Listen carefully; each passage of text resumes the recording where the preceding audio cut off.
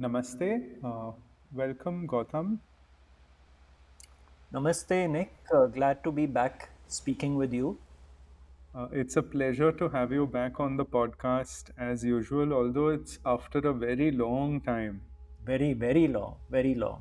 I'm glad we are getting back again. All by Baba's grace. All by Baba's grace. Indeed.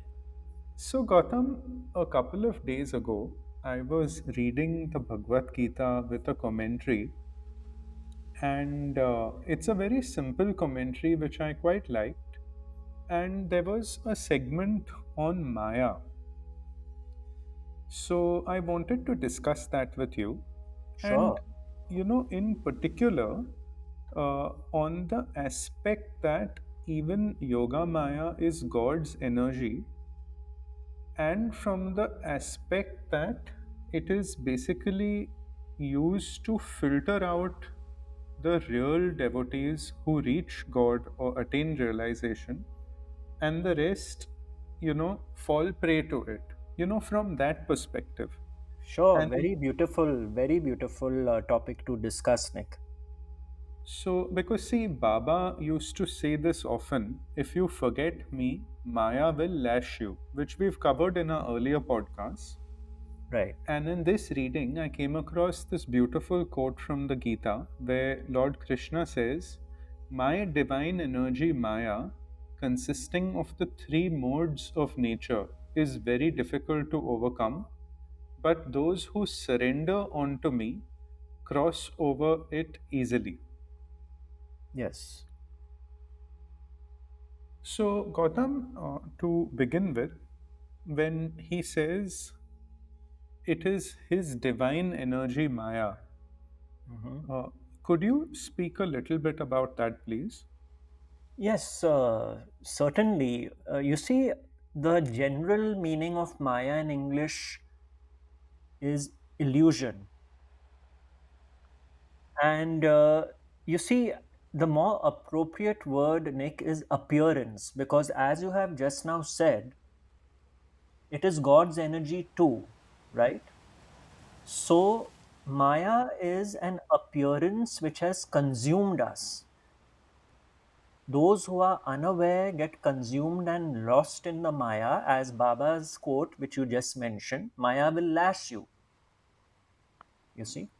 But very clearly, Maya is not apart from God. There's nothing apart from God. If God is all powerful, omnipotent, omnipresent, omniscient, Maya cannot be apart from God's energy. This understanding is very important when it comes to our daily living. See, what happens, Nick? We get lashed by Maya when we are lost in this world, when we do not see the hand of God, the hand of Baba behind all the events that transpire in our lives. This is why Baba says, remember me as consciousness, as God, else Maya will lash you, which means the people in your life, the events that happen in your life are all happening as per the divine will. This recognition must take place, otherwise, we get mired in this appearance. And when we get mired in this appearance, it takes away not only our peace of mind, but we destroy others' peace of mind as well. So, I hope this much is at least clear to begin with. Gautam, the other day I was speaking with a devotee, and this gentleman runs a very respected blog for the last 15 years on Baba, very respected. And in a satsang, he was speaking about his observations on certain things that go on in Baba's name. And I shared with him my insights. I said, I see it, all that happens, I see that also happening by Baba's will, because in a way, whatever we may perceive as, not appropriate, is also a filter. You see, these things that happen, uh, they play like a natural filter to between the sincere devotee, one who's committed to Baba, as Baba says, those who surrender to me, or Lord Krishna says here, and the rest. Well, that is so true because everything is a reflection of ourselves, you see. So anything which we feel is not pure, it is corrupted in some way, it is because it is meant to be that way for now. That is our learning as far as that is concerned. So, again, rightfully said that there's nothing which could be apart from Baba's will, you see. It may appear to be apart, but it can never be because we are dealing with God's energy, which is all pervasive. So, as sadhaks, as devotees, we need to realize this in our daily living. Nothing is apart from Baba's will. And I must reiterate and re emphasize this point because what tends to happen, Nick, is we tend to blame people and situations and condemn them. When this happens, it means we have lost sight of the fact that it could not have happened unless it was Baba's will. So, as I say, it all percolates to daily living. This is not a theory, this is pragmatic, practical understanding of Baba's teachings in daily living. I keep hammering this point because it is essential for us to be a beacon of peace as far as our lives are concerned. Gautam, so the attitude one adopts to the circumstances we come across would therefore have a large effect on how our response and experience of that would be. For example, if one adopts the attitude that Baba, say for example, there is something inconvenient one experiences through another person, if they adopt this mental attitude where they tell themselves that, see, maybe Baba is testing me, my Shraddha, my Saburi, how steady I am, whether I'm committed to Baba, whether I'm remembering him or not, or whether I see Baba and all, through this person and this action. Now, would that mental attitude help rather than either pointing fingers, getting criticizing, feeling sorry for oneself? So, this is a shift in one's mental attitude, right? Absolutely. In fact, I would say you've hit the nail on the head because there's nothing other than this. See, Nisargadatta Maharaj had said something very clear. He said, you are responsible only for what you can change, and all you can change is your attitude. Therein lies your responsibility. You see, so attitude is the key thing. See, there are three basic relationships in life, in daily living. Our relationship, our relationship with what happens in our lives, pleasure or pain, our relationship with those in our lives, and our relationship with our own selves. This is what life is about, relationships. Now, the man of wisdom, the man or woman of wisdom, sees that all these relationships represent my relationship with God. Because God is behind the events in my life, God is behind the relationships in my life, and God is behind my relationship with myself because God created me. So, such a person who is who is able to see what is the reality behind the Maya, behind the appearance, the one source consciousness manifesting as the many in my life, people I love and people I don't love, people who praise me as well as people who condemn me. When I develop this sense of neutrality that both are aspects of Baba, and whether I receive pleasure the next moment or pain the next moment, these two are aspects of the same source. This person, Nick, is out of the Maya, as we began this conversation by. Well, what does that mean? It means that this person is no longer buffeted between the banks of pleasure and pain and suffering, as Maharaj would say. So he is largely at peace and equanimity with the events in his life, the people in his life, and with himself. This is the attitude which you are referring to, the attitude to what the next moment brings, the attitude to the people in my life, and the attitude to myself. For example, the last one, when I see that all my decisions are based on my nature, which God made, which Baba made, my conditioning from day one, which Baba made, then I see the hand of Baba behind my decisions. So, if something happens, I will no longer label myself a failure if it is not positive. Of course, I will be sad and disappointed. This is the human nature. But I will not label myself as a failure. And I will be very careful if I try and take credit for any success which happens because I know Baba is behind it all. This reflects a change in attitude. That's all there really is. This it comes down to this one word. My attitude to life through the people in my life determines my peace and equanimity in daily living. I also wanted to speak to you on this aspect of Yoga Maya, specifically in this verse of what Lord Shri Krishna said. And I thought we can take a practical example, to maybe shed some light on this. A parallel I could draw was, imagine someone going to a person's home, and the person has a dog, a guard, a watchdog.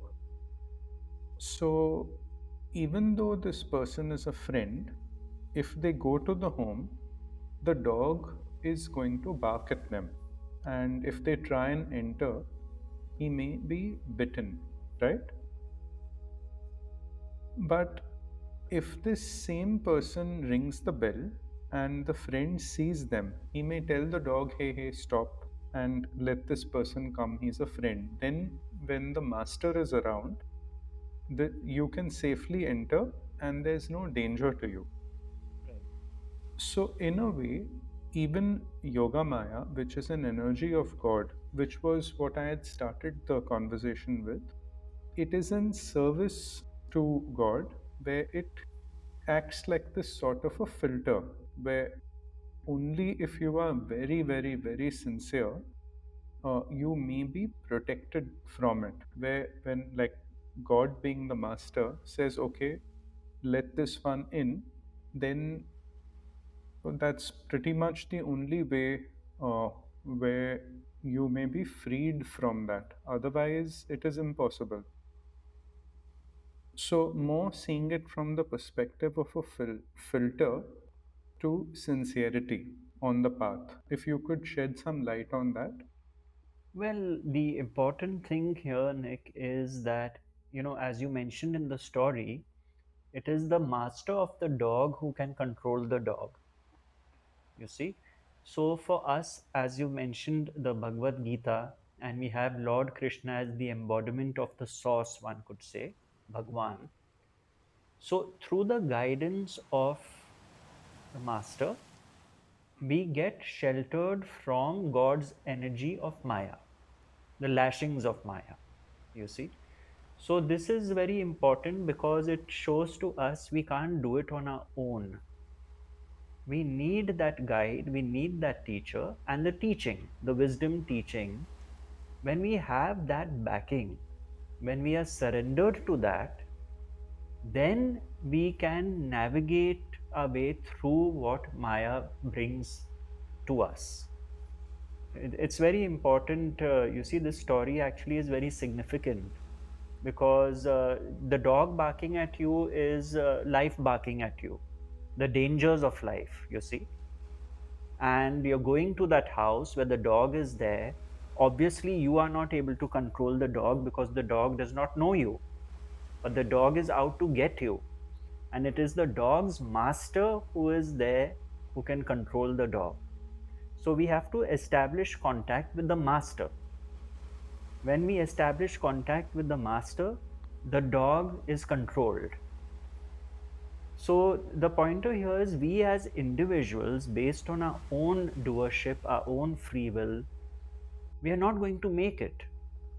We need this surrender to totality, to the source consciousness, to Baba, to Bhagwan, Krishna. And that is what will help us take us through this journey of life. And you see, this God's energy, I like this, the way it is expressed as far as Maya is concerned, because Maya is there also to teach us lessons. We are all in situations and in relationships which are karmic, that is the Maya. And they're all presented before us to learn from them. Gautam, one other aspect I would like to speak to you about is from the perspective of self inquiry. And there's been a lot of talk of AI, and you could call it the Rahu age of the Kali Yuga, where you have all these things of technology and things happening, advancing so fast. But when I look at it from the perspective of self inquiry, traditional self inquiry that Bhagwan Ramana advocated, the practice, even Baba actually spoke of this, but there's not much reference to it. Baba would also say, always inquire, who am I? Uh, but unfortunately, I think with the miracles being emphasized more, the this aspect of Baba's teaching there is not much about. So I would refer to it more as Bhagwan Ramana's rather. See, from that aspect, if one keeps inquiring into the source, then we pretty much look at all these externals as just objects of the senses it perceives. Now, whether that is AI, whether in the pandemic it was a disease, there is one entity that is perceiving it. The mind perceives it, and that also has to be transcended, right? So, from that perspective of the sadhana and the ultimate perspective of transcending the mind, what it perceives then is not very relevant, no? In the sense these will keep changing as per the time or the circumstance, but the principle remains the same. Yes, but you see, the thing with AI, as you mentioned, and future technologies which come, there will be many, of course. These are all intelligences, one could say. These have also been created by the human mind. But therein also lies its restriction. You see, because that is why the Indian sages of yore, the rishis, all our scriptures are always pointing to that which is prior to knowledge with a lower k. Our scriptures point to knowledge with a capital K. So, this who am I is a very beautiful inquiry because it is not an inquiry which you will get an answer for. It makes you start questioning every action of yours. Just to keep it very simple for our audience, supposing you are helping an old lady cross the road, and your normal thought is, oh, I did a good deed today. And when you say, is it really so? Because if I didn't see that lady waiting, I would not have helped her cross the road. Plus, it had to be my nature to help her cross the road. So, is it really my action? Who am I? Am I this ego who thinks I helped the lady cross the road? Or is there something behind that? A power which gave a situation, put me in place, as a result of which an action happened. So, who am I is questioning, am I the ego or am I something prior to the ego in that sense? Am I this intelligence which is operating, which I have not been aware of so far because I have been thinking I, as the me, am the doer of my actions. So, who am I is a regressive question which keeps pulling you back, back, back because you realize I'm not this, I'm not this, I'm not this, I'm not this, till the question dissolves. So this could be another subject for another podcast. But the relevance here is that when we are going to see what all is coming up in terms of technology, there will be productive aspects and destructive aspects too. And actually, it is a very thin line. It is going to be extremely challenging. It is going to throw up many issues. Once again, Nick, what the human beings have, which they take for granted, is grace. You see, grace does not operate at the level of the mind. Grace is there once we are surrendered to it. And it will be required that one will have to consciously navigate through this coming period of time. Otherwise, what used to be shown in our movies can actually overtake us. Let me give you an example. Social media is a relatively new phenomenon. We did not have in our younger days platforms like Facebook, Instagram, etc. I have people, Nick, who come to my talks who are therapists. And the kind of identity crisis teenagers are having because they are deriving their sense of self from the image they are portraying on social media, which is how they want their friends to perceive them to be, not how they are. Because now the ego has been given a platform where it can announce to the world, this is who I am. So you see, what is happening is the ego is getting entangled in the Maya. Social media is not apart from God's energy, but the ego is getting sucked in unawareness and is creating misery for youngsters. Do you know, according to what I was informed, post pandemic, the business of therapists in the USA, at least, I was informed, has gone up 600%. 600%. Why? Because the mind, the ego, is full of suffering, psychological suffering. So this can get intensified as we encounter rapid change, as we can see AI is bringing about already. There's also a lot of fear, and understandably so. But I felt coming back to the principle of this, in a way, if one is absorbed and is committed to Baba, like see in the Satcharit Gautam, Baba has given very, very specific instruction to Hemarpant in the chapter I attained Baba's grace or I've received Baba's grace, where Baba has specifically given instruction on how to meditate on him. In one of our earlier podcasts, we had spoken of the full edition because the abridged edition, obviously, all the important things are missing, unfortunately.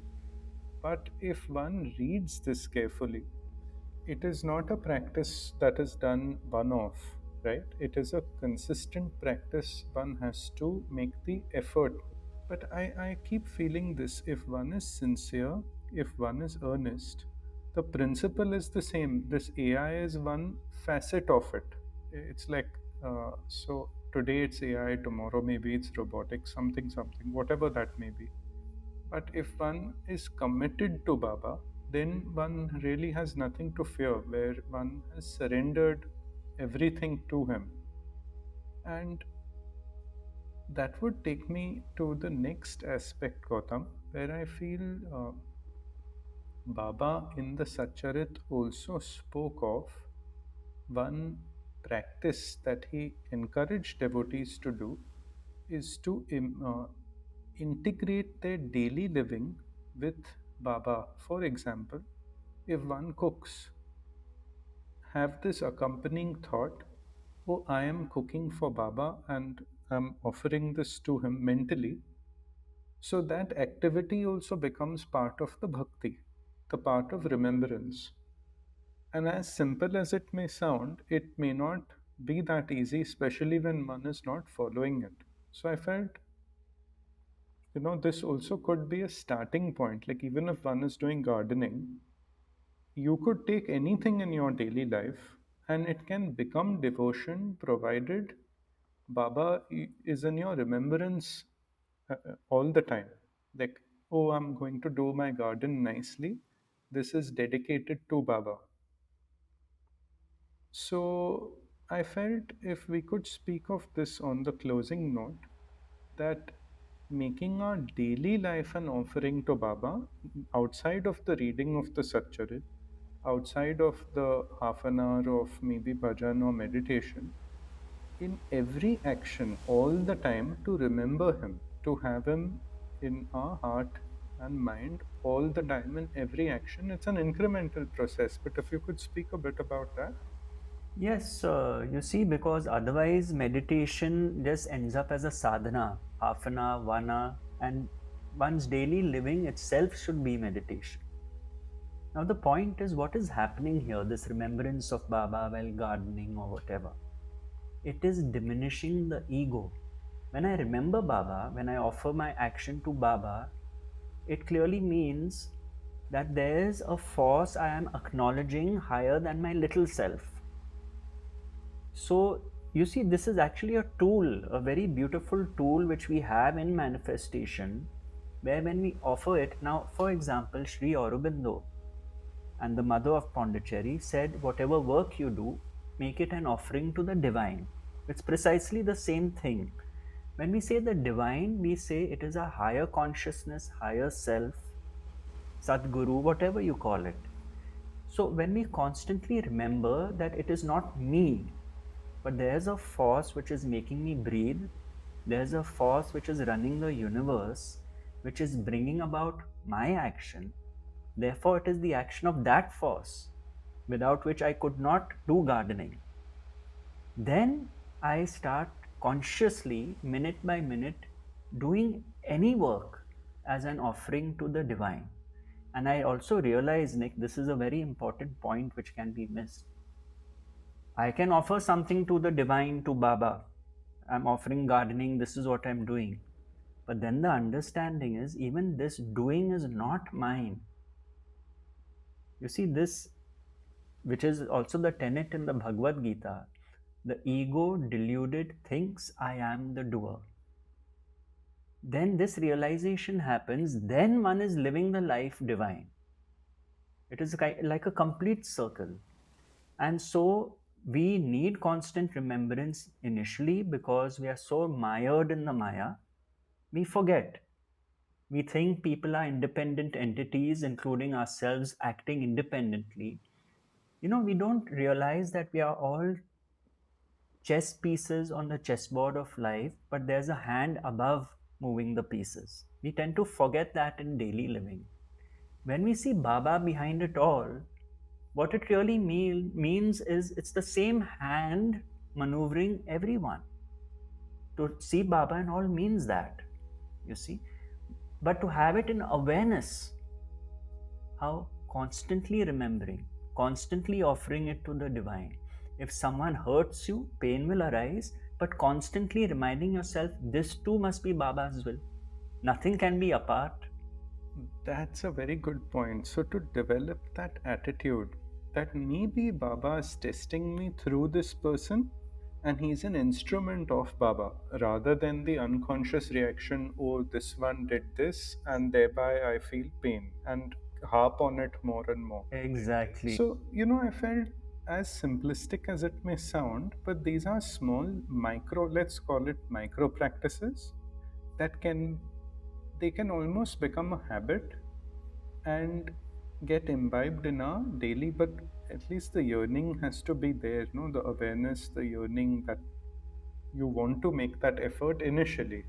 That is the sadhana. You see, so to complete this point, now when I know that even Baba is behind this person who has hurt me, what happens is I am no longer training my guns against the individual.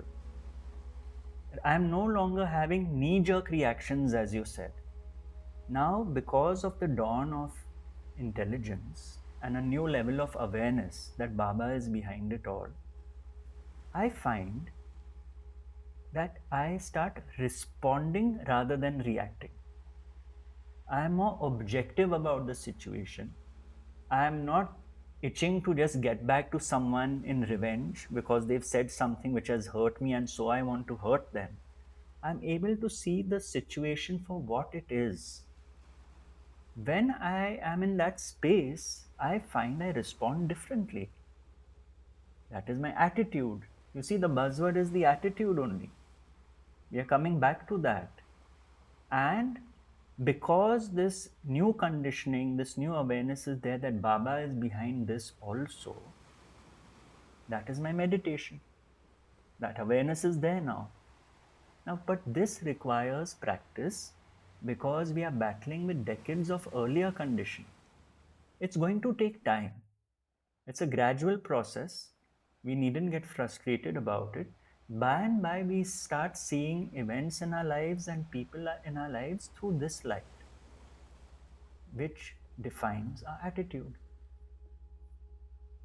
In a maybe a subsequent podcast, I would like to speak with you on the symptoms of when this attitude starts seeping in, when this practice starts seeping in. You will begin to experience peace, grace, bliss, as opposed to frustration, anger, irritability, or whatever other negative emotion. So, maybe one subsequent podcast we could do on these symptoms to see them as markers to self reflect and go forward, maybe to accelerate this process. Yes, and you see, it reminds me one line of Sri Ramana Maharshi, which impacted me so much that I closed the book after reading it, and because I felt I'm done. Where he says, the state of equanimity is the state of bliss, which means living a life of sukha shanti, as the Buddha called it, peace and harmony with everyone, not disturbed psychologically, not suffering psychologically, facing what the next moment brings to me, pleasure or pain. But thereafter, not creating a tsunami of psychological suffering as far as the event is concerned.